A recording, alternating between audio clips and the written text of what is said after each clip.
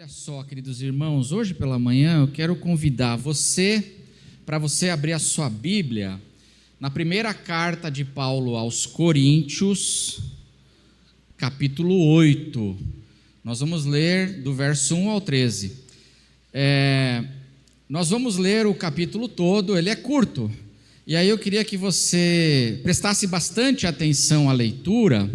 O texto vai aparecer aí na tela, 1 aos Coríntios 8, do verso 1 ao 13, e aí você pode também deixar a sua Bíblia aberta aí na palavra de Deus. Mas olha só o que diz aqui esse texto da Escritura. No que se refere às coisas sacrificadas a ídolos, sabemos que todos temos conhecimento. O conhecimento, por si só, ele leva ao orgulho, mas o amor edifica. Se alguém julga conhecer alguma coisa, ele julga, não necessariamente ele conhece, mas ele julga conhecer. Ainda não conhece como deveria conhecer. Mas se alguém ama a Deus, esse é conhecido por ele. Quanto a comer alimentos sacrificado a ídolos, sabemos, aí vem esse conhecimento que o apóstolo Paulo está falando, nós sabemos que o ídolo por si mesmo nada é no mundo, e que não há senão um só Deus, porque ainda que existam alguns que são chamados de deuses, quer no céu ou sobre a terra, como há muitos deuses, entre aspas, e muitos senhores, para nós, que cremos no Evangelho, para nós, porém, há um só Deus, o Pai. Que coisa maravilhosa! Ele não há apenas um só Deus, mas Ele é o nosso Pai, amém?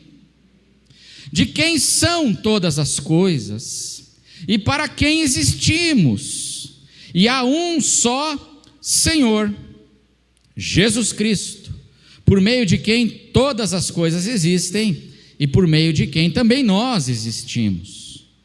Entretanto, irmãos, nem todos na igreja têm esse conhecimento, nem todos têm esse entendimento, não. Alguns mais novos na fé, alguns acostumados até agora com o ídolo, ainda comem desses alimentos como se fossem sacrificados a ídolos, como se esses ídolos de fato existissem, esses deuses existissem. Alguns ainda são novos na fé, não têm ainda um entendimento pleno, eles comem e têm esse temor em relação aos ídolos no coração, e a consciência destes, por ser fraca, vem a contaminar-se. Não é a comida que nos torna agradáveis, verso 8. Não é a comida que nos torna agradáveis a Deus, pois nada perderemos se não comermos e nada ganharemos se comermos. Mas tenham cuidado. Cuidado com o quê? Para que essa liberdade de vocês, desse pessoal que conhece, do pessoal que é forte, do pessoal que tem entendimento, tomem cuidado para que essa liberdade de vocês não venha de algum modo a ser tropeço para os fracos, para os pequeninos na fé.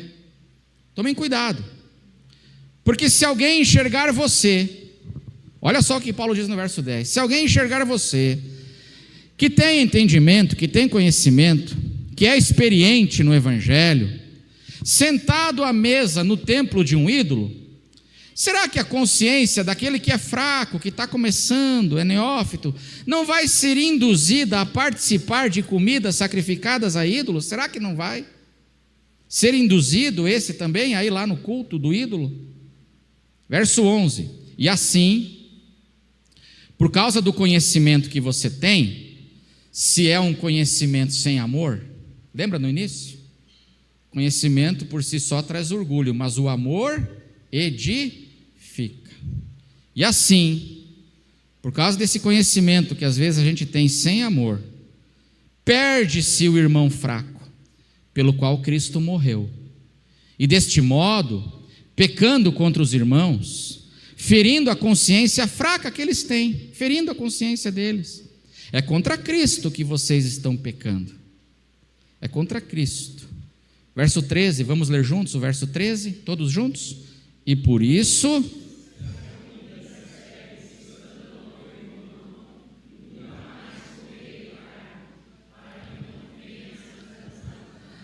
Amém, irmãos? Amém? Nem preciso pregar, né? A leitura atenta do texto já mostra muita clareza o ensino da palavra de Deus aqui. Mas eu quero conversar um pouquinho com os irmãos nessa manhã sobre, e começar agora, né? Os limites da liberdade cristã. Os limites da nossa liberdade. Como nós devemos proceder, irmãos? Quando uma coisa que eu acho que não é pecado, escandaliza os irmãos da igreja. Como é que a gente deve proceder? Eu posso fazer, ou é melhor eu abrir mão? Como fazer? Como lidar dentro da igreja com a nossa liberdade em Cristo Jesus? Como lidar dentro da igreja com, por exemplo, as diferenças de opinião, como estava acontecendo aqui em Corinto, no texto que nós lemos, diferenças de opinião sobre coisas que uns entendem que são pecaminosas e outros entendem que não são pecaminosas. Porque nós temos, às vezes, diferença de opinião sobre isso, situações que, às vezes, práticas ou coisas que eu julgo lícitas, não tem problema, não é errado, mas um outro julga que aquilo é um problema. E aí essas diferenças de opiniões, como é que a gente procede no meio disso?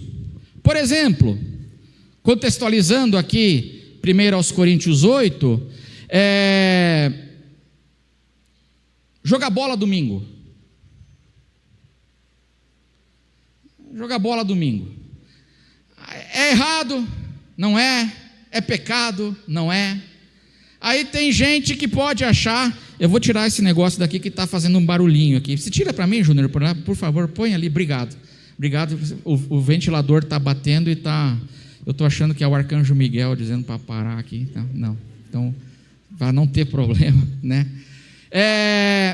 Jogar bola domingo. Aí tem gente que acha, não, domingo é o dia do Senhor, domingo não pode, é dia do Senhor. Já tem um outro que acha que não tem problema, é ilícito, não tem problema, dá para jogar. Se os meus amigos me convidarem para bater uma bola no domingo, não tem problema. Como é que a gente lida com isso? Se escandaliza alguns, eu continuo fazendo, eu não faço, eu limito a minha liberdade, ou eu vou fazer e não quero nem saber? Como é que a gente lida com essas questões? Ir num show de artistas não cristãos, pode ou não pode? Já começaram a se mexer. Eu jogar bola domingo, ninguém se mexeu. Mas ir no show do artista não cristão, já começaram a se mexer no banco. Aí tem gente que fala assim, não, depende do artista, né? Depende o show, depende o horário, depende com quem você vai, sei lá, mas aí tem gente que acha que não tem problema, tem gente que fala, não, crente não pode ir, que isso, show do mundo, não. Participar do carnaval, agora danos, agora...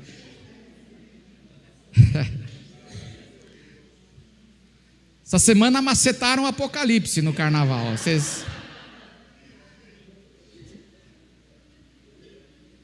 Mas é um caso que está aí, todo mundo viu, ou praticamente todo mundo viu, a Baby do Brasil, que é bem baby espiritualmente falando mesmo, é baby, o nome combina. Eu nem sabia que ela era pastora. Eu fiquei sabendo essa semana que ela é eu não sabia que ela era crente. Eu fiquei sabendo essa semana que ela é crente. Graças a Deus que ela é crente. Eu fiquei sabendo essa semana e que ela é missionária também. E eu vi ela explicando o que aconteceu ali no show da Ivete Sangalo lá. Não sei se todo mundo viu ou não. Que ela falou que o arrebatamento vai acontecer daqui a 5 ou 10 anos. Tá tudo errado, né, irmãos? Mas vamos lá, né? Aí estava lá a Baby, e aí ela explicando o que aconteceu, ela falou assim, eu achei engraçado, porque ela é bem engraçada, né, irmãos? A gente tem que convir, né, que a nossa irmã é realmente engraçada, né?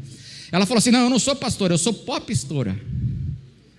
Eu sou uma pastora pop. Eu falei, legal, né? Que interessante isso daí, né? Mas o ponto não é esse se vai macetar o apocalipse, o que é coisa. O ponto é o seguinte, ela devia estar lá? Ela devia estar puxando a micareta? Aí tem crente, é isso que a gente quer conversar hoje. Tem crente que fala assim, não, está certo, ela devia estar lá, ela falou lá, ela pregou lá. Pregou, aí pregou certo, aí é outra discussão, mas pregou, está certo, tem que estar lá mesmo.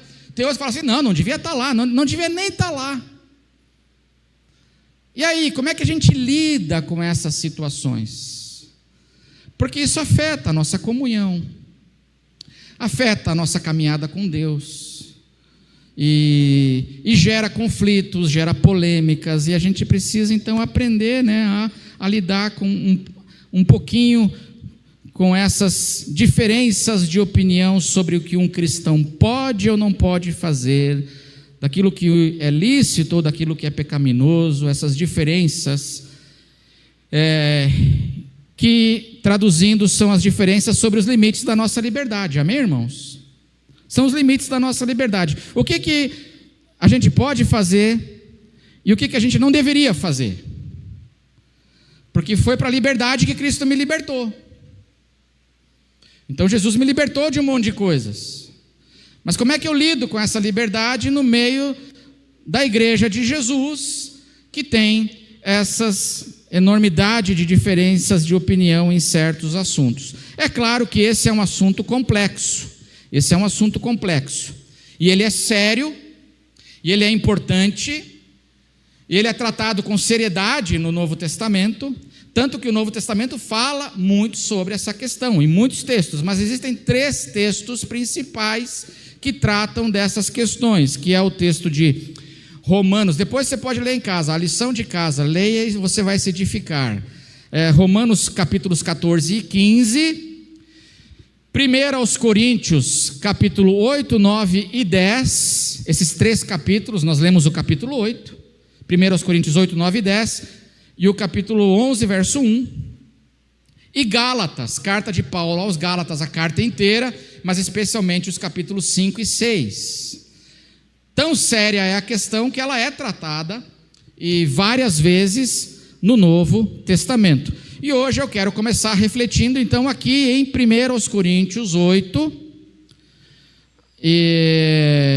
e depois, se Deus permitir, o capítulo 9, o 10, né? Mas aqui em 1 Coríntios, sobre essa questão dos limites da nossa liberdade, a partir do problema que Paulo vai tratar, um problema específico que é a questão da comida sacrificada aos ídolos. E aí Paulo trata dessa questão, e ao tratar dela, ele vai dar alguns princípios gerais que me ajudam então a eu viver a minha liberdade com maturidade, com bom senso, sem prejudicar os irmãos, sem brigas e sem escândalos. O apóstolo Paulo, ele nos ajuda então a como a gente lida com essas nossas diferenças e a eu exercer a minha liberdade aqui, nessa questão da comida sacrificada aos ídolos. Pergunta de Corinto é: o crente é livre para comer comida sacrificada aos ídolos ou não? Essa era a questão na igreja de Corinto. Aí tinha gente que na igreja achava que sim, que não tem problema. Tanto que nós lemos aqui, gente que achava que não tem problema comer lá no templo. Por quê? Porque o ídolo é alguma coisa? Não, o ídolo não é nada, é só gesso, só gesso. Então eu posso ir lá comer, não vai me afetar em nada. Uma comida consagrada a Afrodite, que tinha um templo imenso lá em Corinto, ou Apolo, não vai me afetar em nada. Porque eles não são nada, é só gesso, só há um Deus e Pai, só há um Senhor. Então tudo isso não vai me afetar. E tinha gente que achava que sim, que podia ir sem problema, e tinha gente que achava que não, que isso é um problema sério, e que se você for, você vai se contaminar, e quem for está se contaminando com o ídolo. E aí tem essa questão dentro aqui da igreja de Corinto. E o apóstolo Paulo vai tratar então, afinal, como é que a gente lida com essa questão? Para contextualizar as explicações de Paulo, duas coisas que a gente precisa falar como uma introdução, em primeiro lugar. Aqui, em 1 Coríntios, capítulos 8, 9 e 10, Paulo vai falar principalmente para os que se acham fortes, preste atenção. Aqui Paulo está falando para aqueles que acham que podem fazer qualquer coisa, eu sou crente, batizado, ungido, consagrado, eleito, amém? Posso fazer qualquer coisa, isso não pega, eu não sou legalista, a gente pode, tudo é lícito. E aí Paulo vai falar com essas pessoas aqui, em 1 Coríntios 8, principalmente orientando elas, aqueles que acham que têm a liberdade para fazer muitas coisas, os crentes que se acham maduros, porque tem 3 personagens nessa questão, conforme as cartas de Paulo, 3 Fs, que tornam a questão complicada, que complicam a questão, são 3 Fs, tem os fortes, tem os fracos, e tem um outro F que são os fariseus. Os fortes, os fracos e os fariseus. O fraco, ele é aquela pessoa, ele não tem um entendimento errado, ele tem um entendimento limitado. E aí Paulo vai dizer assim, a gente precisa ter paciência com eles, amor, procurar não escandalizar. É o pessoal que está começando, chegando agora na fé, então eles não têm um entendimento desenvolvido e sólido sobre o Evangelho. Eles acham que o ídolo ainda é uma coisa, eles têm medo do ídolo. É o fraco, ele tem um entendimento limitado. Qual é a diferença entre o fraco e o fariseu? O fariseu é o casca grossa. O fariseu é aquele sujeito que já está há 10, 15, 20 anos no Evangelho e é legalista. O fariseu, ele não tem um entendimento limitado, o fariseu tem um entendimento errado do Evangelho. Com o fraco, eu tenho que ter paciência. E com o fariseu, eu preciso o quê? Resistir. O Paulo fala dos fortes aqui em 1 Coríntios. Ele vai falar dos fortes e dos fracos em Romanos. A relação deles lá em Romanos, ele explica mais coisas. No Romanos 14 e 15. E em Gálatas, ele fala, não é sobre os fracos, ele fala sobre os fariseus. Então, por exemplo, o fariseu acha que se não fizer a circuncisão não vai ser salvo. Veja, é um problema teológico. Não é um problema só de fraqueza de entendimento, ou não, aí já é um problema que precisa ser o quê? Resistido com firmeza, porque é um problema doutrinário. O problema é na prática. Como é que a gente faz isso na prática, né? Quando é que eu tolero alguém que tem um legalismo e eu anulo a minha liberdade para não escandalizar? E quando é que eu tenho que confrontar a pessoa e falar assim, escuta, não é assim. Circuncisão, de jeito nenhum. Porque isso é anti-evangelho. Veja, é essa complexidade que o apóstolo Paulo e o Novo Testamento vai sempre tratar. Então, primeira coisa, aqui em 1 Coríntios 8, Paulo está falando com aqueles que se acham fortes, se acham maduros. A segunda coisa, esse pessoal, o problema não é só comer comida sacrificada aos ídolos. Olha o que diz o verso 10, 1 Coríntios 8, 10. é um problema mais complexo. O que acontecia ali? Porque se alguém enxergar você que tem conhecimento sentado aonde, irmão? Sentado à mesa no templo do ídolo. Então é mais do que comer, mas é estar lá no templo do ídolo, sentado à mesa e comendo. E aí Paulo vai tratar essas questões e como é que a gente exerce a nossa liberdade em Cristo Jesus aí no meio disso, porque tinha gente, esses fortes, são pessoas que têm muito tempo de vida cristã, eram líderes da igreja, com certeza, gente que ensinava a palavra, gente que tinha muito conhecimento da Escritura, eles têm conhecimento, o texto começa dizendo, sabemos que todos temos conhecimento, gente que tem muito conhecimento, e aí eles estão seguros, que tudo aquilo lá não existe, é bobagem, o ídolo é só gesso, só existe um Deus, eu estou com Deus, Deus é meu Pai, Jesus é meu Senhor, então não precisa temer nada. Aí ele vai lá no templo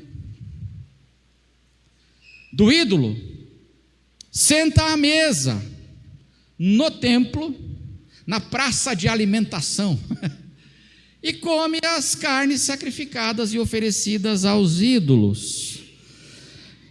Pode, não pode, e aí o apóstolo Paulo vai trabalhar então, se pode, essas pessoas, esses fortes, como é que eles devem proceder dentro da igreja, e ele faz isso à luz de alguns princípios. O apóstolo Paulo vai usar princípios então para orientar esses fortes, dizendo, tomem cuidado,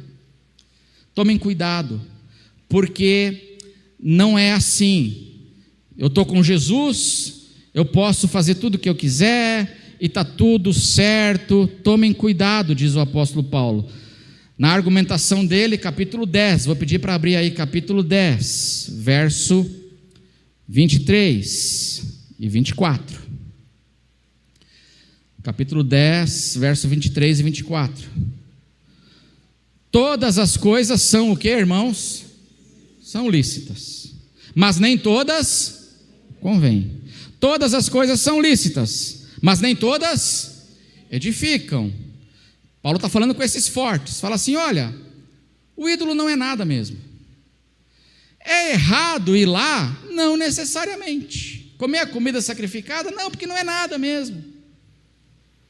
Não é nada. É lícito? É. Mas convém? É lícito, mas edifica. Então, eu tenho que repensar essa minha liberdade. Não teria problema em eu fazer, mas no momento em que não é conveniente, e não está edificando os irmãos, está trazendo confusão para dentro do corpo de Cristo, porque ao invés de eu continuar indo lá, eu simplesmente falo assim, olha, o meu irmão e o bem deles é muito mais importante do que a minha satisfação por um pedaço de carne. Então, o bem deles é prioridade, então eu não vou. Não tem problema para mim, mas eu vou me abster. Essa é a recomendação de Paulo, verso 24, 10, 24. Qual é o princípio? Vamos ler juntos o princípio? Ninguém...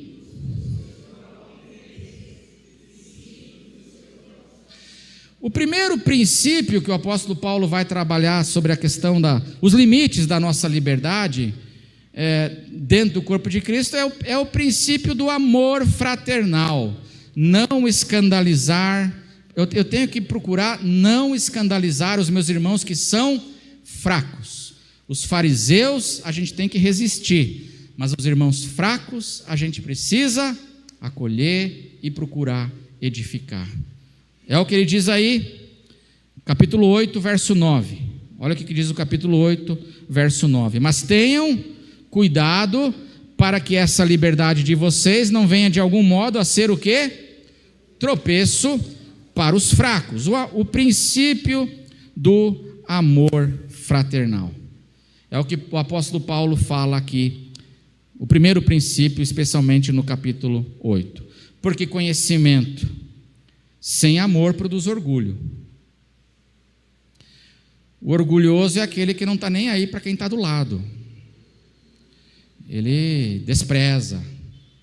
Ele está pensando só nele. É você que tem que se virar, meu. E esse é o orgulhoso. E o conhecimento sem amor produz orgulho.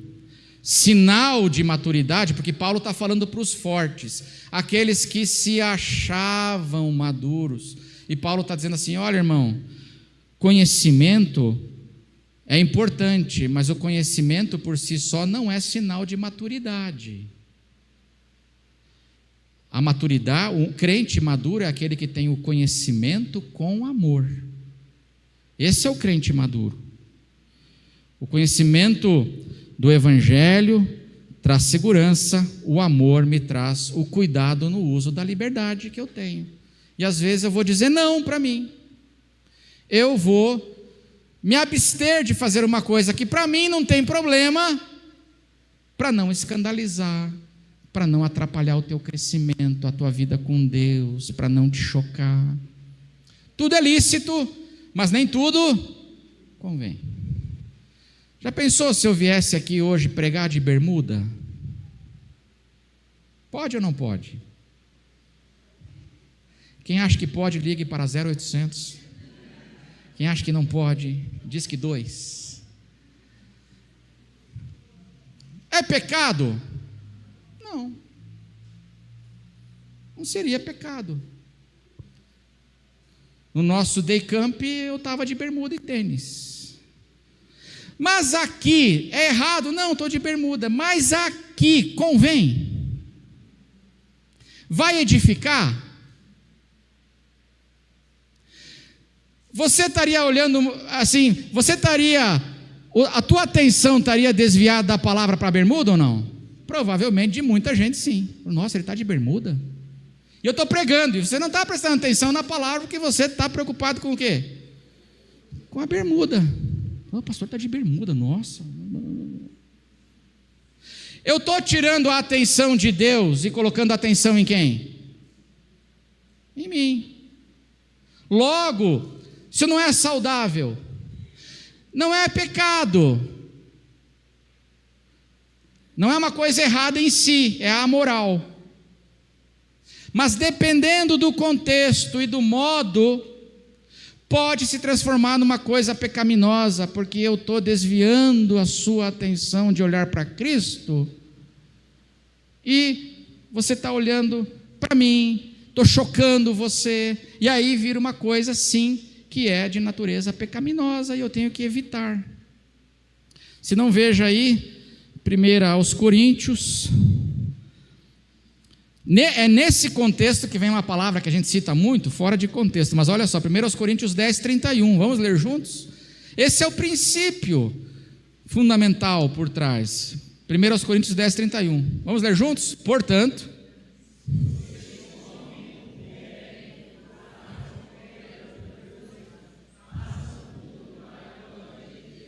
seja comer, seja beber, seja qualquer outra coisa a fazer, fazei tudo para a glória de Deus. Aí eu faço uma coisa que não é necessariamente, para mim é lícita, mas eu causo choque e confusão, eu estou tirando a glória, o teu olhar de Deus, e estou pondo a luz aonde? Em mim, e causando confusão, não estou edificando. É lícito, mas não convém. É lícito, mas não edifica. E aí eu tenho que evitar, por amor, é o amor fraternal. Porque além de não edificar, pode levar o meu irmão a tropeçar. Ele fica chocado, a consciência dele, e aí ele fica chocado e tropeça, que é o que o apóstolo Paulo diz aqui. Para encerrar, o que estava acontecendo aqui nesse exemplo da comida sacrificada aos ídolos, e para ver a atitude desses que se consideravam fortes, e Paulo os corrige, com o princípio do amor fraternal, eu tenho que pensar nos meus irmãos. O que estava acontecendo aqui, meus irmãos, é que a igreja de Corinto, ela foi uma igreja que foi pastoreada por dois grandes mestres do Novo Testamento, Paulo e Apolo. Então veja o que diz 1 Coríntios 1, verso 5. Coloca aí, 1 Coríntios 1, 5. Olha o que Paulo fala sobre essa igreja. Vamos ler juntos? Porque em tudo vocês foram...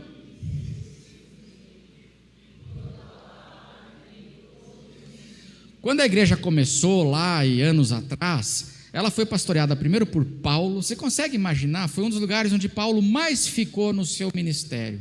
Você consegue imaginar você ter, hein, Nelson, EBD com o apóstolo Paulo? Já pensou, irmãos? Terça-feira, grupo pequeno na casa do irmão fulano de tal, lá na garagem da casa dele. Quem vai estar? Apóstolo Paulo, 1 ano e meio. Por isso que ele fala assim: vocês, igreja de Corinto, foram enriquecidos em todo o conhecimento, em toda a palavra. Depois de Paulo veio um outro sujeito, que era um grande mestre, diz o livro de Atos, fala, um grande mestre chamado Apolo. Foram pastores lá. Essa igreja foi enriquecida.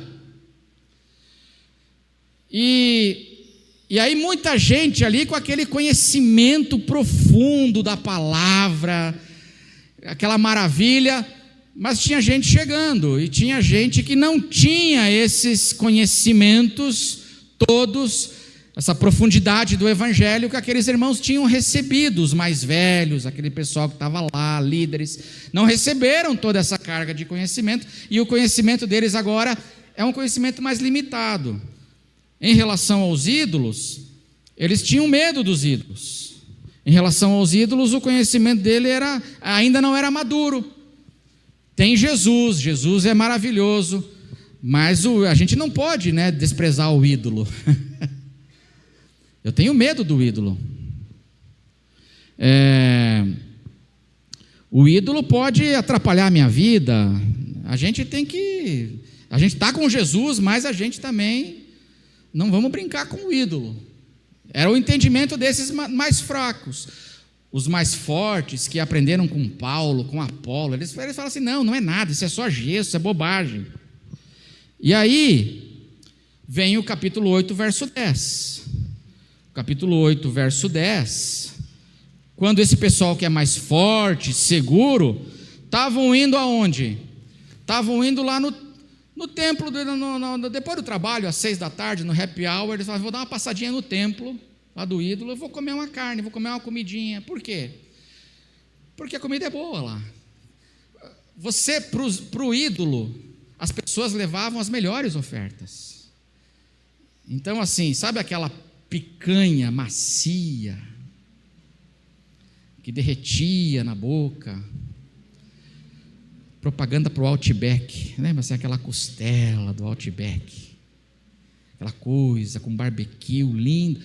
Era no templo do ídolo que tinha as melhores comidas. Aí o irmão, que não tem mais problema nenhum com isso, fala assim: não, vou jantar lá, vou lá comer, vou lá, não tem problema nenhum. Aí passa o outro irmão, que não tem esse entendimento, essa segurança, o entendimento dele é limitado, ele tem medo e receio do ídolo. Aí ele fala assim: poxa, se o Nelson está lá, e ele conhece a palavra, ele tem conhecimento, ele ensina, poxa, se o Nelson está lá, então imagina eu. Ele acha que o Nelson está lá prestando homenagem ao ídolo. O Nelson só foi comer carne. Mas ele acha que o Nelson está prestando uma homenagem para o ídolo. Ele fala assim: poxa, eu também tenho então aqui. Por isso que ele fala no verso 11: e assim, por causa do conhecimento que você tem, perde seu irmão fraco. Aliás, no verso 10, você está sentado no templo do ídolo, será que a consciência do que é fraco não vai ser induzida a participar de comidas, porque o forte está lá, a prestar culto para o ídolo? Porque para ele o ídolo ainda é alguma coisa, ele não está maduro. Aí ele vai ser induzido. O irmão não está lá, está só comendo uma carne. Mas o fraco olha e fala: poxa, eu também tenho que dar uma passadinha lá e entregar uma oferta para o ídolo, porque senão o ídolo pode atrapalhar a minha vida, porque ele ainda acha que o ídolo existe. Ele precisa amadurecer, e aí eu posso estar levando o que Paulo fala, por causa do meu conhecimento, eu posso estar levando o meu irmão a pecar. E aí sim vem o verso 11: e assim, por causa do conhecimento que você tem, perde-se o irmão fraco pelo qual Cristo morreu. Perde-se o irmão. Por que é tão grave? E aí o apóstolo Paulo vai trabalhar isso com a igreja de Corinto e dedica 3 capítulos para trabalhar isso. Sabe por quê, irmãos? A gente tem que entender o contexto. Entender o contexto. A cidade de Corinto era uma cidade, meus irmãos, muito idólatra. Muito. Todas as cidades gregas e romanas. Mas Corinto era muito idólatra. Em Corinto tinha 2 grandes templos que eram luxuosos: o templo de Afrodite e o templo de Apolo. Afrodite, deusa do sexo e da beleza. É daí que vem o afrodisíaco. O que é um afrodisíaco? É uma substância que estimula a sexualidade. Vem de Afrodite. Tinha um templo enorme no topo de uma montanha em Corinto, da deusa Afrodite. E na base tinha o templo para Apolo, que é o deus das artes. Ele era representado completamente nu. O deus das artes e o deus da luz, da sofisticação, Apolo. Tudo isso estava em Corinto. E aí, a palavra de Deus inteira e a história nos ensina que naqueles templos as pessoas iam lá, ofereciam as suas ofertas e comiam, tinham comunhão, e eram lugares de muita orgias, imoralidade, promiscuidade. Então, os teólogos dizem que, por exemplo, no templo de Afrodite e no templo de Apolo, haviam centenas e centenas e centenas de prostitutas e prostitutos cultuais. Era praticada a orgia. Em toda a Bíblia, a idolatria e os cultos pagãos estão sempre ligados ao quê? A imoralidade. Em toda a Bíblia. Sempre havia a imoralidade, as orgias que eram feitas em nome da religião. E eles praticavam isso. Havia ali em Corinto tudo isso. E o apóstolo Paulo vai falar disso no capítulo 10. Depois nós vamos continuar desenvolvendo, mas no capítulo 10, falando do exemplo de Israel, olha o que diz 10, 7 e 8. 1 Coríntios 10, dentro do contexto, versículos 7 a 8. Ele falando agora para os irmãos: irmãos, não sejam idólatras, não vão lá. Como alguns do povo de Israel, que ele citou o exemplo agora na escritura, como alguns lá de Israel foram no passado, conforme está escrito. O que está escrito, irmãos? O povo...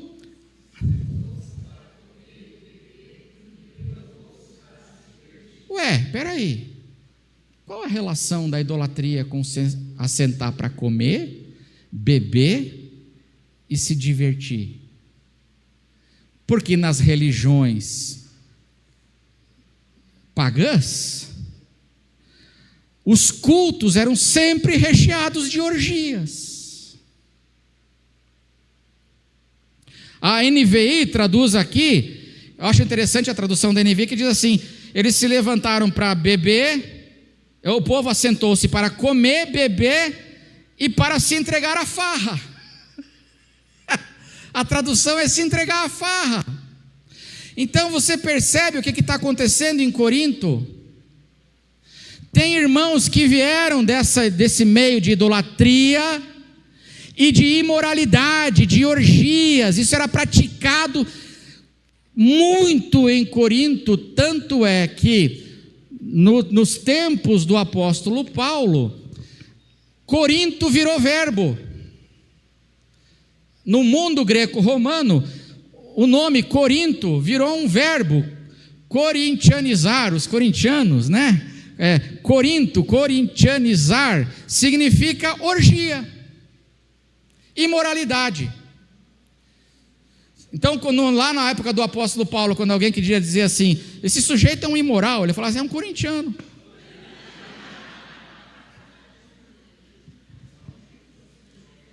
Porque virou sinônimo de orgia, de imoralidade. E aí o apóstolo Paulo agora está citando o povo de Israel e fala para eles assim, fujam dessa idolatria, saiam desses ambientes, porque está escrito lá que o povo se assentou para comer, beber e praticar a imoralidade, cair na farra. Quando o bezerro de ouro foi feito, o que o povo de Israel fez? Está lá no texto bíblico. Quando eles fizeram o bezerro de ouro, eles caíram na gandaia. Já ouviu a expressão? Caiu na gandaia? Caiu na gandaia. Está lá. Então, quando o apóstolo Paulo está dizendo aqui, olha, você que é forte, e você vai lá no templo da Afrodite, do Apolo, você senta na mesa da comunhão, desses ambientes. Irmão, não é que eles estavam numa praça de alimentação comendo uma picanha, era um ambiente onde estava cheio de prostitutas e prostitutos, era um ambiente de imoralidade. Aí está o irmão forte lá. E nós vamos ver à noite um segundo princípio que Paulo vai falar assim, e você que é forte, cuidado, hein? É nesse contexto que Paulo fala assim, você que está em pé, que pensa estar em pé, cuide-se para que não, você se acha forte e você fica indo aí nas micaretas, cuidado, hein? Cuidado. Porque não se brinca com essas coisas. E aí veio o irmão fraco, fala assim, eu vou prestar culto para Afrodite. E aí o irmão faz barba, cabelo e o fraco na fé vai e faz toda a prostituição, todo o ritual, toda a imoralidade. Por isso que Paulo fala assim, você coloca eles sobre um risco dele cair. A gente perde o irmão pelo qual Cristo morreu, por um mau exemplo, por uma liberdade que não é saudável, e que você está praticando, mas não é saudável. Você tem que prestar atenção nos contextos, você tem que prestar atenção nos irmãos, você tem que... A nossa preocupação, irmãos, não é agradar a nós mesmos, mas é agradar aos nossos irmãos e edificá-los e abençoá-los. Isso vem em primeiro lugar. E quando o meu desejo, seja comer, seja beber, tudo o que eu fizer, eu quero fazer para quem? Para a glória de Deus. Aí fica muito mais fácil eu abrir mão do meu direito. Eu não vejo problema, mas eu vou abrir mão, porque eu sei que pode chocar alguns, não vai fazer bem, não vai. Então eu abro mão, porque o meu propósito não é me satisfazer, o meu propósito é que Deus seja glorificado e que os meus irmãos sejam edificados. Esse é o meu propósito. Por isso eu sei, tem um monte de coisa que é lícita, mas eu não vou fazer. Sabe por quê? Porque não convém e porque não edifica. Então eu vou abrir mão, porque eu quero a glória de Deus e não a minha. Eu quero viver para o Senhor. E é assim que eu aprendo então a viver e expressar a minha liberdade, a minha consciência. A minha consciência é grande, é sólida, mas tem um monte de coisa que eu vou abrir mão, não quero chocar, não vou discutir, vou cuidar para que o meu irmão amadureça, ao invés de eu ser uma pedra de tropeço para ele. Amém, irmãos?